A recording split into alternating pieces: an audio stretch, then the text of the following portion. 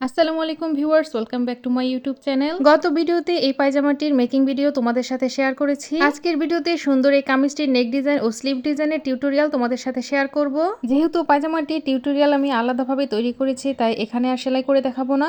তো আপুরা, তোমরা যারা সেলাই কাজে একেবারে নতুন, তারাও খুব সহজে আমার এই ভিডিও দেখে ডিজাইনগুলো তৈরি করতে পারবে আশা করি। এছাড়াও তোমাদের কিছু জানার থাকলে কমেন্ট করে জেনে নেবে। প্রথমে হাতাটি তৈরি করে নিব। এটা কামিজের সাইডের কাপড়। এই কামিজের হাতা আলাদা করে দেওয়া নেই, সাইডের কাপড় দিয়েই হাতাটি তৈরি করতে হবে এবং কাপড়ও কম, আবার মাঝ বরাবর জোড়াও পড়বে। প্রথমেই মোহরির মাপ নিয়ে নিব। এখানে আমার মোহরির জন্য প্রয়োজন 11 ইঞ্চি, কিন্তু এখানে রয়েছে 9 ইঞ্চি। আবার যেহেতু মাঝ বরাবর জোড়া পড়বে, তাই হাফ ইঞ্চি কমে যাবে। প্রথমেই মোহরির মাপ নিয়ে কাপড়টি কেটে নিব। উপর থেকে 3 ইঞ্চি নিচে মোহরির মাপটি নিয়ে নিব। হাতার লম্বার মাপ 21 ইঞ্চিতে নিয়ে কাপড়টি কেটে নিব।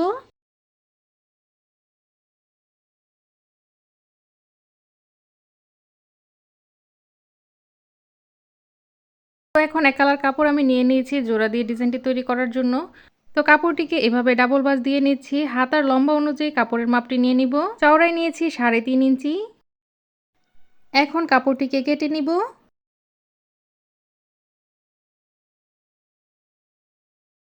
তো বন্ধুরা, হাতাটি কাটিং করা হয়ে গিয়েছে, এখন সেলাই করে দেখাবো। তো এখানে আমি কিছু কট পাইপেন তৈরি করে নিয়েছি। এর আগেও আমি ভিডিওতে এই পাইপেনগুলো তৈরি করে দেখিয়েছি, তবু আজকে সাদা কাপড় স্পষ্টভাবে বোঝানোর জন্য তৈরি করে দেখিয়ে দিচ্ছি। প্রথমে এভাবে চিকন করে সেলাই করে নেবে, এরপর বন্ধ সাইডে সুইটি গেঁথে নেবে, তারপর সুইটিকে উল্টো সাইড থেকে ভিতরের দিকে ইনসার্ট করে নিবে। এখন এক হাতে কাপড়টি টানবে, আরেক হাতে সুইটি টানবে, এভাবে করে উপরের দিকে উঠে আসবে। বাকি পাইপেনগুলো একইভাবে তৈরি করে নিব। সবগুলো পাইপেন আমি তৈরি করে নিয়েছি। এখন দেখিয়ে দিব লম্বায় কতটুকু নিয়েছি। তো বন্ধুরা, দেখতে পাচ্ছ লম্বায় 6.5 ইঞ্চি মাপ নিয়েছি। সবগুলো পাইপেন একই মাপের। এখন এই এক কালার কাপড়টি মেলে নিব। এই কাপড়টি আমি ডাবল ভাঁজে নিয়েছি, বয়েল কাপড় অনেক পাতলা হওয়ায়। তোমরা চাইলে এক ভাঁজেই রাখতে পারো। তো এভাবে করে সোজা পাইপেন তৈরি করে নিয়েছি। এখন 2 ইঞ্চি করে মাপ নিয়ে পাইপেনটি কেটে নিব। তো এভাবে করে কতগুলো পাইপেন কেটে নিয়েছি। এখন প্রথমে উপর থেকে 2 ইঞ্চি পরিমাণ কাপড় বাদ দিয়ে নিব। এই 2 ইঞ্চি থেকে বাদ দিয়ে 1.5 ইঞ্চি পরপর পয়েন্ট মার্ক করে নিব। এভাবেই করে একদম নিচে পর্যন্ত মার্ক করে নিব। এখন যে পাইপেনগুলো কেটে রেখেছিলাম, সেগুলো এই দাগ বরাবর বসিয়ে সেলাই করে নিব।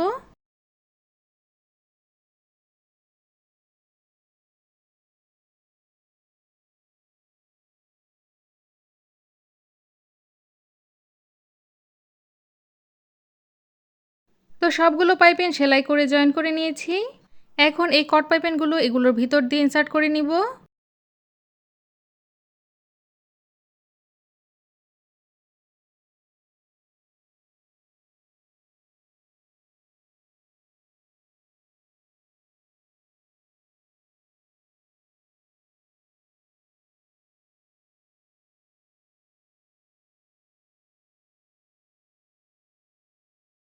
সবগুলো পাইপেন একসাথে ইনসার্ট করা হয়ে গেলে এখন দুই দিকে এভাবে দুই পাশে নিয়ে সেলাইটি করে নিব।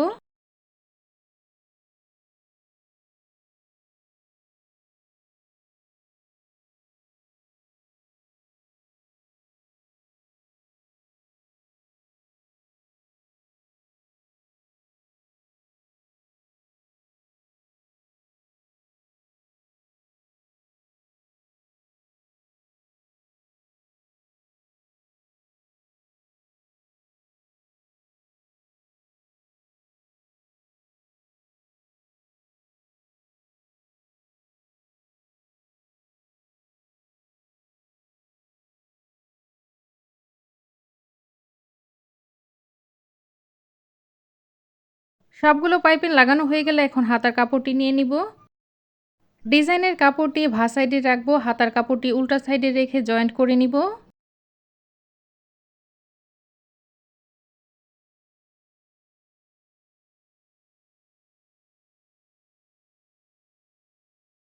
কাপড়টি জয়েন্ট করা হয়ে গেলে এখন ভাঁজ সাইডে এনে এর উপরে একটি চাপ সেলাই দিয়ে দিব।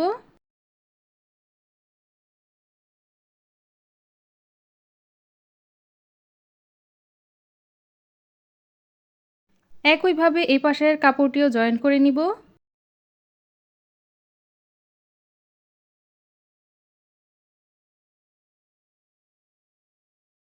আবারও একইভাবে চাপ সেলাই দিয়ে নিব।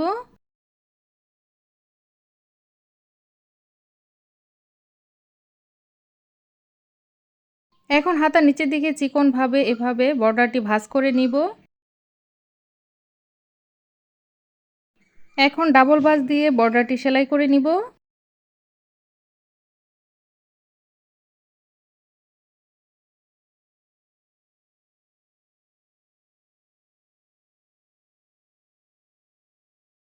তো বন্ধুরা, হাতার ডিজাইনটি কমপ্লিট হয়ে গিয়েছে। একইভাবে দুটো হাতাই আমি সেলাই করে নিয়েছি। এখন গলাটি তৈরি করার জন্য সাধারণভাবে আমি গোল গলার শেপ দিয়ে নিয়েছি। তোমরা তোমাদের মেজারমেন্ট অনুযায়ী গলার শেপ দিয়ে নেবে।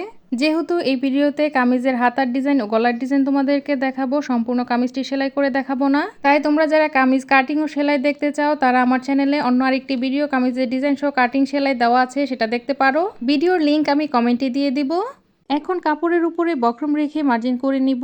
গলার পট্টির জন্য 2 ইঞ্চি চওড়া রেখে কাপড়টি কেটে নিব। তোমরা তোমাদের মেজারমেন্ট অনুযায়ী যতটুকু মোটা বা চওড়া রাখতে চাও সেই অনুযায়ী কাপড়টি কেটে নিবে। একইভাবে ডিজাইনের জন্য যে বক্রম কেটেছি সেটাও কাপড়ের উপরে রেখে মার্জিন করে কাপড়টি কেটে নিব।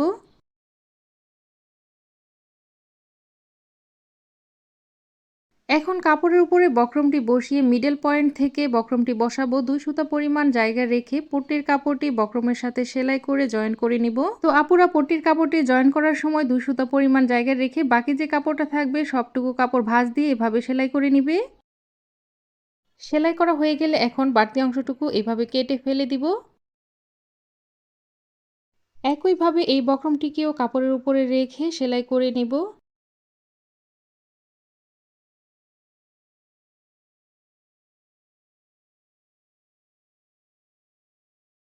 একইভাবে সেলাই করা হয়ে গেলে বাড়তি অংশটুকু কেটে ফেলে দিব। এখন 2 সুতা পরিমাণ কাপড় রেখে বাকি কাপড় কেটে নিব। এখন 6000 গ্লু বক্রমের উপরে লাগিয়ে নিব।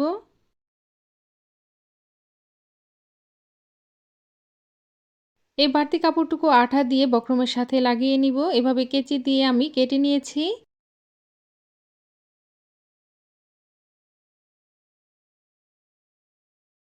এখন কামিজের সামনের পার্ট নিয়ে নিয়েছি। এর উপরে গোল গলাটি এভাবে রেখে 2 সুতা পরিমাণ যে জায়গা রেখেছিলাম সেই বরাবর সেলাই বসিয়ে জয়েন করে নিব। তো আপুরা অবশ্যই খেয়াল রাখতে হবে সেলাইটি যাতে বক্রমের উপর না পড়ে, কিন্তু একদম বক্রম ঘেঁষে সেলাইটি করতে হবে, এতে করে গলার ফিনিশিং ভালো আসবে। এখন কেচি দিয়ে এভাবে করে ছোট ছোট করে কাট বসিয়ে দিব। খেয়াল রাখতে হবে সেলাইটি যাতে না কেটে যায়, এতে করে বক্রমটি উল্টাতে সুবিধা হবে। তো বক্রমটি উল্টো পাশে এনে এভাবে একটি চাপ সেলাই বসিয়ে দিব। প্রথমেই কামিজের কাপড়টিকে আমি উল্টো সাইডে রেখেছি, যার কারণে বক্রমটিকে সেলানোর পরে ভা সাইডে চলে এসেছে। সহজভাবে বোঝানোর চেষ্টা করেছি, আশা করি আপুরা বুঝতে পারছো। এখন ডিজাইনের বক্রমটি এভাবে ভিতরের দিকে দিয়ে জয়েন করে নিব।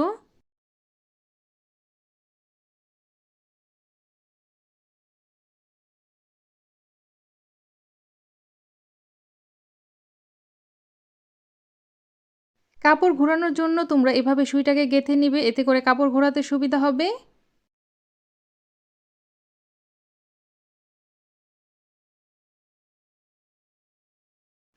এখন পায়জামা থেকে বেঁচে যাওয়া কিছু চিকন পাইপিং ছিল, সেগুলো দিয়ে গলায় ডিজাইন করে নিব। এভাবে একে একে বক্রমের ভিতরে দিয়ে সেলাই করে নিব।